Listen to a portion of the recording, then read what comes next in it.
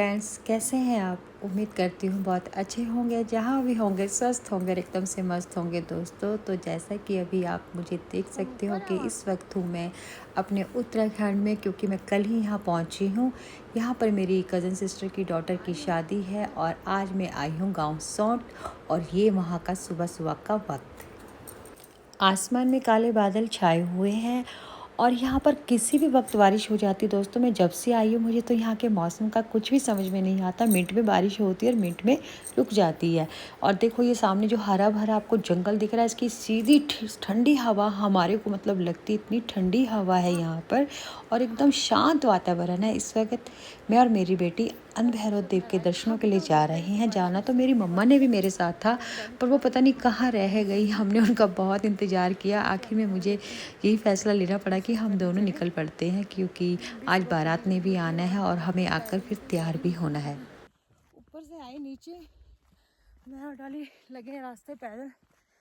जब तक बारात आएगी उसके आने से पहले हम लोग फटाफट भैरव देव के दर्शन करके आ जाते हैं।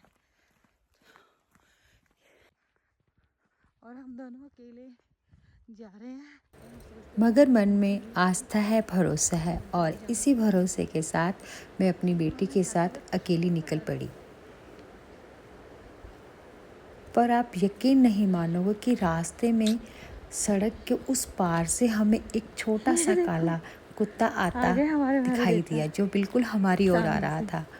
और उसको देखकर मानो मुझे ऐसा लगा जैसे भगवान ने उसे हमारे लिए भेजा है। उसे देखकर एकदम से अपनापन लगा और उसको देखते ही मेरे अंदर जो डर चल रहा था कि अकेली कैसे जाऊंगी, वो अब बिल्कुल ख़त्म हो चुका था। वो मुझे अपने साथ एक कोई साथी जैसा लगा, जैसे हमारे लिए एक वो बहुत बड़ा सहारा था। और वो सच में बन भी गया हमारा सहारा। पूरे रास्ते वो हमारे आगे आगे भागता रहा, हालांकि हम उसको नहीं जानते। मुझे लगता है शायद ये इसी किसी गांव का कुत्ता होगा, पर वो हमारे साथ आगे आगे बिल्कुल ऐसे मानो जैसे वो हमारा ही हो और हमारे साथ साथ चलता रहा। ये हमारे साथ ही चल रहा है। देखो अब हमें बिल्कुल भी डर नहीं लग रहा है इसके होते। ऐसा लग रहा है बहुत ही बड़ा सहारा मिल गया हमें।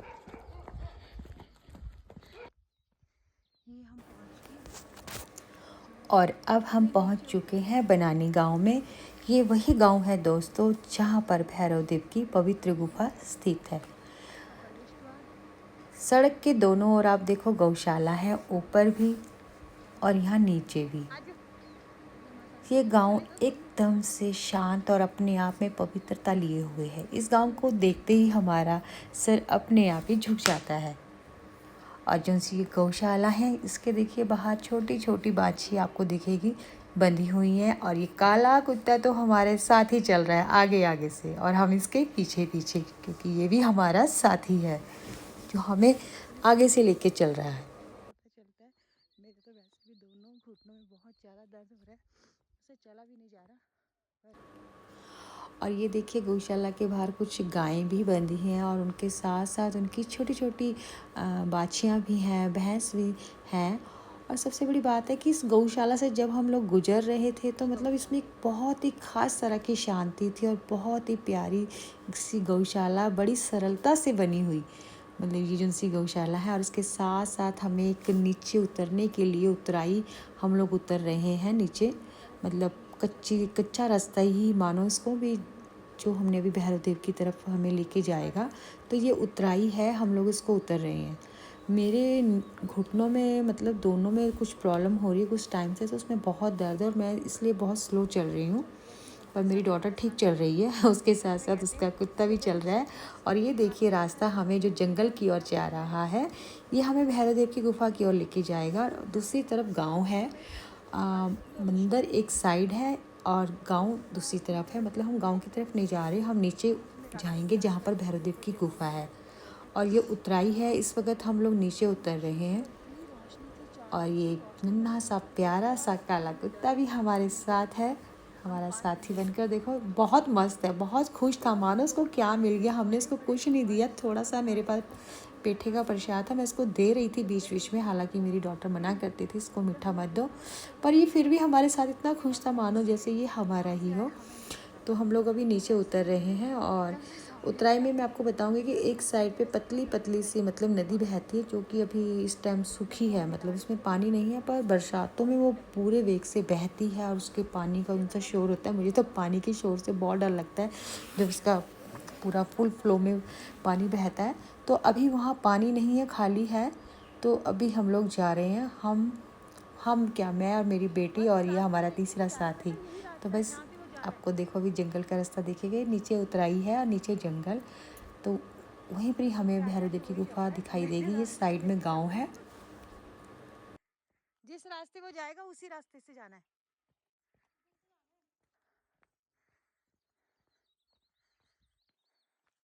आज मैं आपको अपने भैरव देव की वो गुफा दिखाऊंगी जो सदियों से है। हमारे पुराने बुजुर्ग भी, मतलब यहाँ की जिनकी मान्यता बहुत ज़्यादा है, अभी यहाँ इनको इतनी आस्था से हम लोग इनको पूजते हैं, मानते हैं।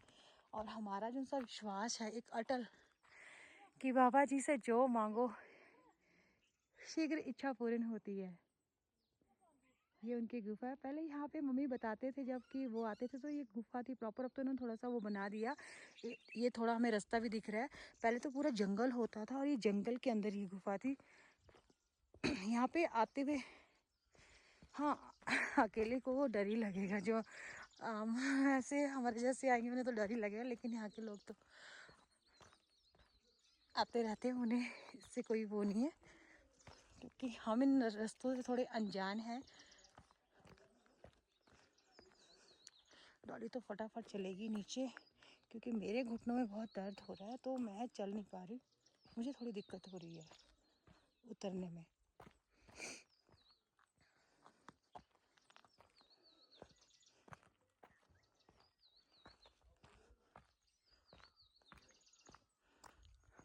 और सामने देखो जंगल कितना घना घोर है। ये जो जहाँ पे मैं आज गांव में गई थी सौंठ, ये वहाँ का जंगल है पूरा।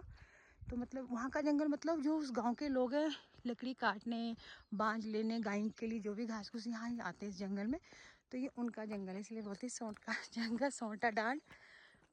बहुत ही ठंडा, मतलब रात को तो यहाँ इतनी ठंडी हवा होती है क्योंकि बिल्कुल सामने है ना और ये साथ पूरा साथ जंगल। जो बहती नदी है, मतलब अभी इस वक्त इसमें पानी नहीं है, लेकिन यही नदी बरसातों में इतनी फ्लो पे होती है कि इसका शोर सुनकर भी डर लगने लग जाता है। अभी देखो इस वक्त मतलब इसमें पानी बहुत ही कम है। बरसातों में इस नदी में बहुत सारा पानी होता है, उसका भी शोर बहुत होता है इस टाइम। अभी तो पानी है नहीं।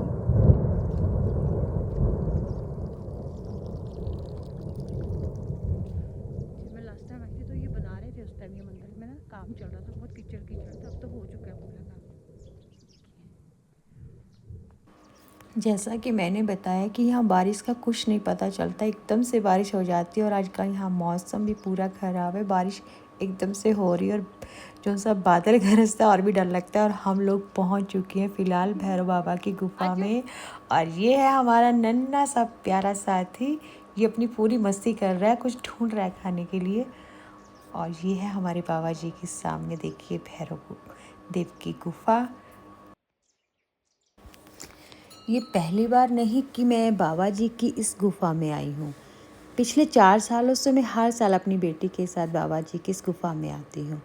और ये मेरे लिए कोई एक तीर्थ नहीं है दोस्तों, बल्कि एक भावनात्मक रिश्ता है जो बाबा जी के साथ है, और जो हर साल और भी गहरा होता जाता है। इस यात्रा में हमेशा मेरी बेटी मेरे साथ होती है। ये यात्रा सिर्फ एक दर्शन और पूजा की नहीं, बल्कि हमारे रिश्तों को संजोने की भी है। एक माँ और बेटी की आस्था बाबा जी की गुफा के साए में। बाबा जी को लोग न्याय का देवता मानते हैं दोस्तों। कहते हैं वो आंखों से देख नहीं सकते, लेकिन उनकी दृष्टि सबसे तीखी है। वो बिना देखे ही मन की बात को जान जाते हैं।